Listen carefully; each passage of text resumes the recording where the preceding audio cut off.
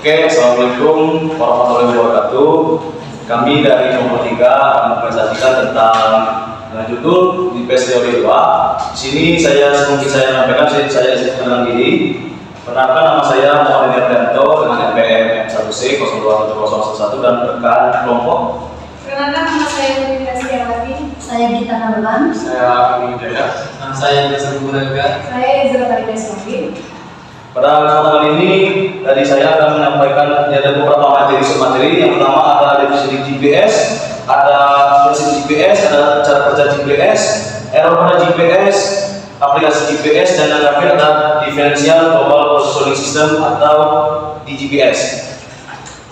Di sini saya akan menyampaikan tentang definisi GPS. Di sini terdapat GPS itu adalah Global Positioning System, yaitu sistem navigasi satelit yang mana menyediakan informasi lokasi dan waktu dalam berbagai kondisi cuaca dimanapun di atas permukaan bumi sepanjang masih menerima sinyal GPS yang dipancarkan dari satelit. Nah, di sini saya tambahkan sedikit. Di sini ada beberapa. Pada awalnya GPS itu dikembangkan untuk kebutuhan militer pada tahun 1990-an, yang dimana pada tahun ini dapat digunakan secara umum oleh masyarakat sipil. GPS ini telah mengubah cara kita berinteraksi antara dengan dunia sekitar dan kehidupan kita sehari-hari. Nah, GPS atau Global Positioning System ini adalah sistem aplikasi.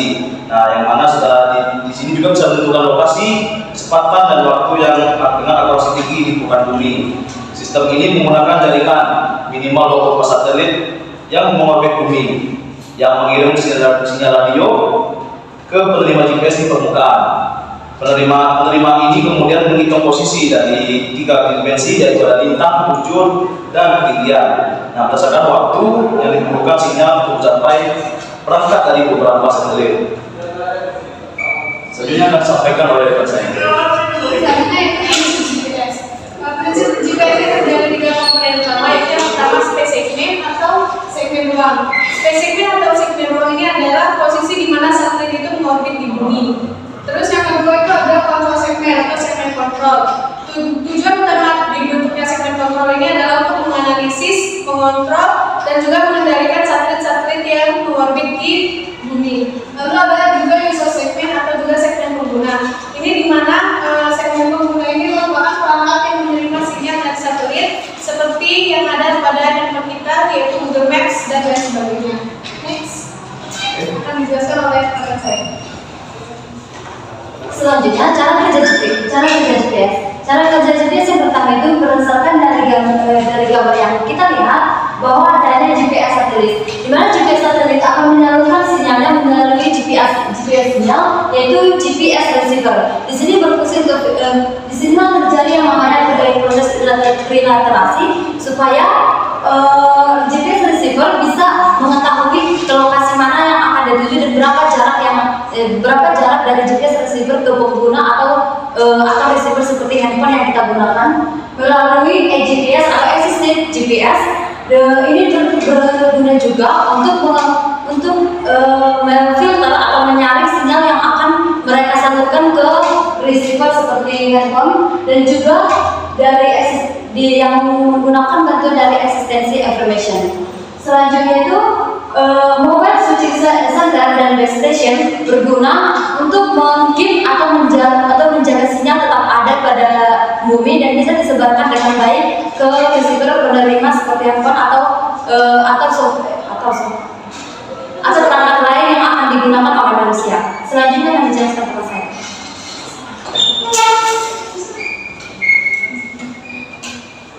Baiklah, berikutnya yaitu error pada GPS. Yang pertama yaitu satelit clock error. Nah, error ini terjadi ketika satelit dengan receiver tidak dalam waktu yang sama. Di sini dijelaskan bahwa koreksi jam dalam data navigasi berukuran sedemikian rupa sehingga deviasi antara waktu SP dan waktu GPS dapat mencapai 1 milisekund atau penyimpangan 1 milisekund yang menghasilkan kesalahan jarak semu yaitu 300 km.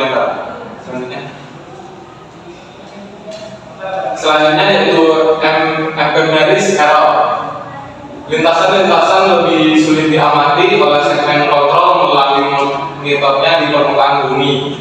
Ini artinya bahwa satelit tersebut mengalami perubahan posisi dari posisi yang seharusnya.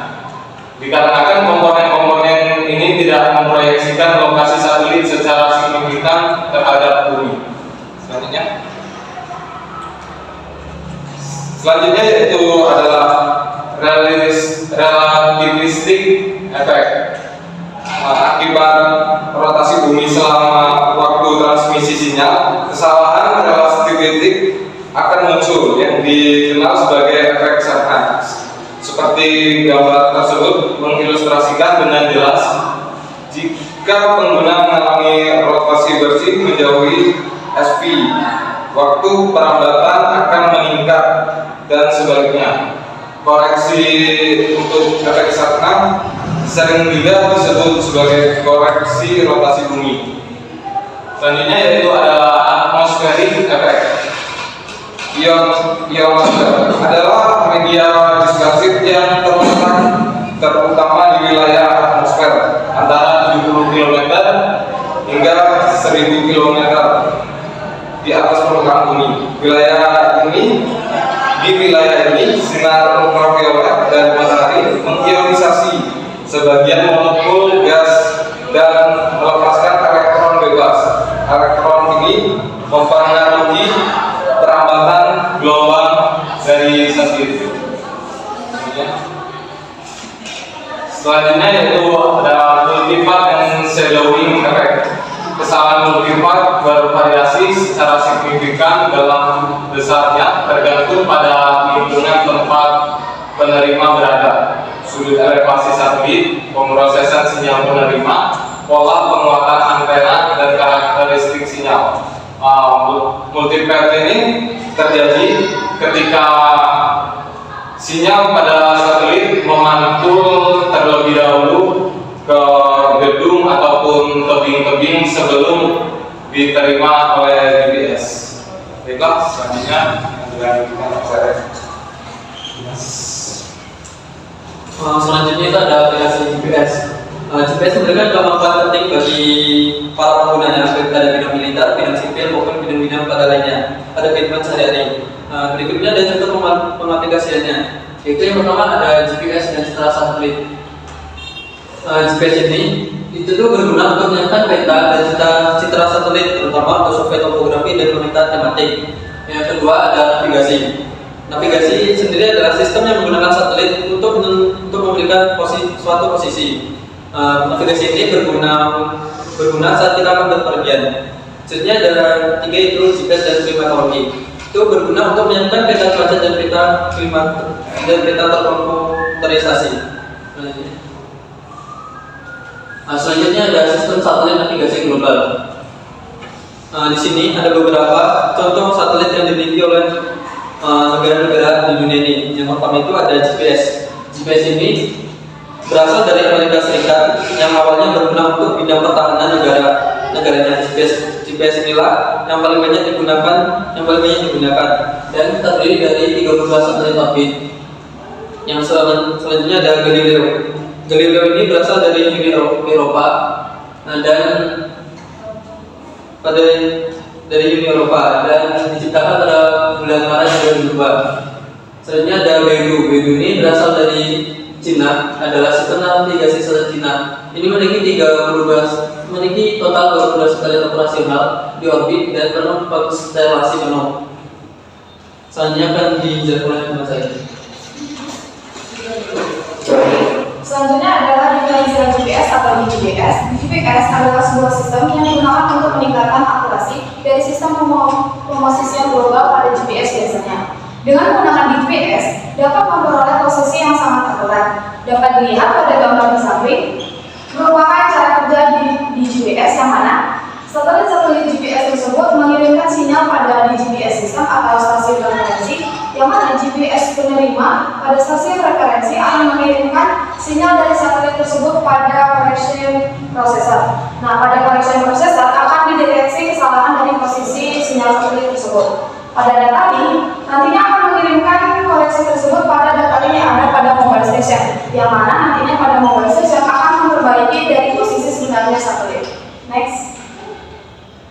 Untuk selanjutnya ada perbedaan GPS dan GPS. Yang pertama itu jumlah penerima. GPS hanya menggunakan jumlah penerima sebanyak 1, sedangkan di GPS itu menggunakan 2 jumlah penerima, yang mana pada seperti gambar di samping tadi ada di GPS system dan juga mobile station. Selanjutnya untuk tingkat akurasi, GPS memiliki tingkat akurasi sebesar 5 hingga 10 meter, sedangkan di GPS itu memiliki tingkat akurasi sebesar 10 cm. Untuk jangkauan perangkat, GPS memiliki jangkauan perangkat yang sangat luas atau global, sedangkan di GPS itu jangkauan perangkatnya hanya lokal, memiliki radius 100 km. Untuk biaya, GPS memiliki biaya lebih terjangkau atau murah, sedangkan di GPS itu lebih mahal karena harus memenuhi perangkat-perangkat lainnya. Untuk yang terakhir itu ada rentang frekuensi. GPS memiliki rentang frekuensi 1,1 hingga 1,5 GHz, sedangkan di GPS itu memiliki rentang frekuensi yang bervariasi. Terima kasih, saya kembalikan kepada moderator.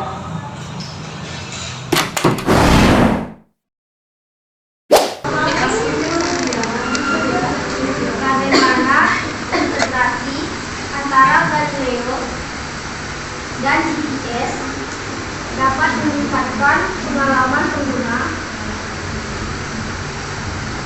dalam aplikasi navigasi?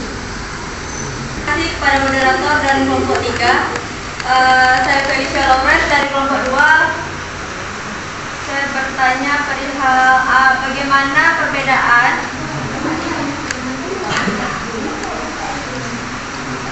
cara kerja GPS dan DGPS dalam mengukur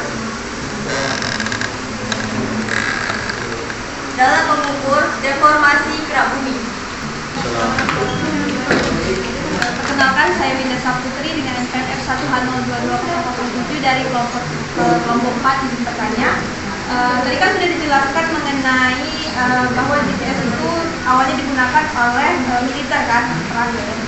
Nah, pertanyaannya, GPS dalam perang itu digunakan untuk apa, dan apakah GPS pada saat itu akurat untuk di seluruh wilayah?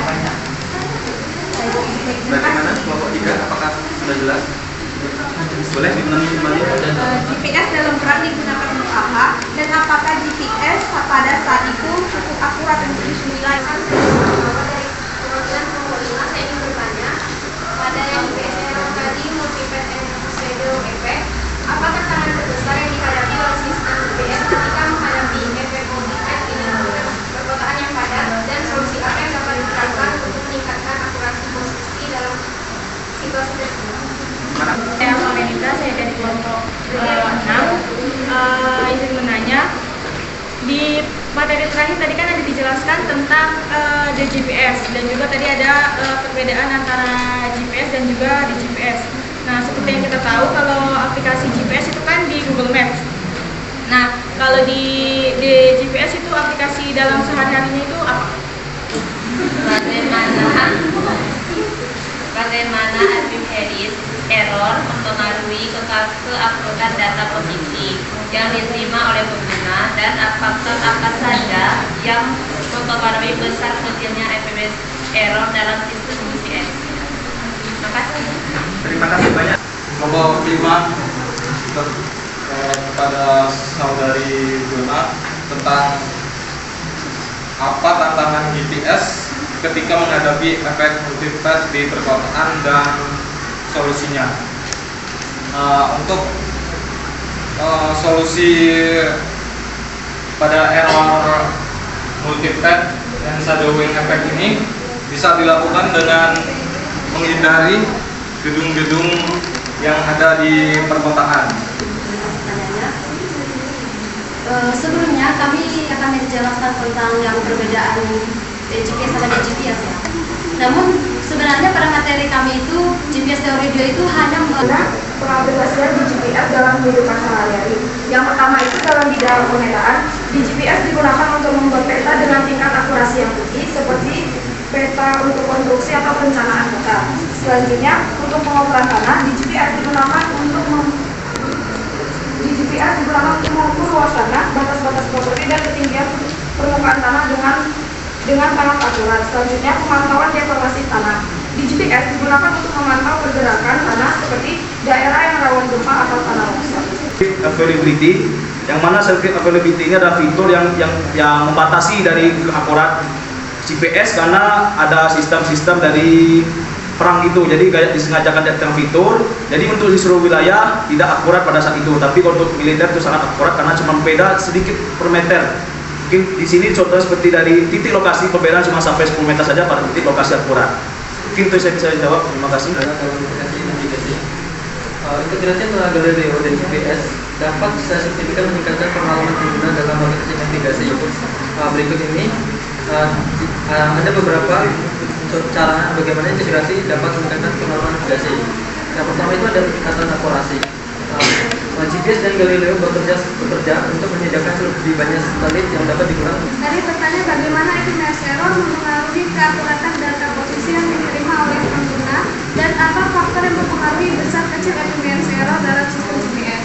Jadi epimers error itu tidak bermasalah karena jika satu satelit yang error itu tidak terlalu berpengaruh terhadap keakuratan data posisi.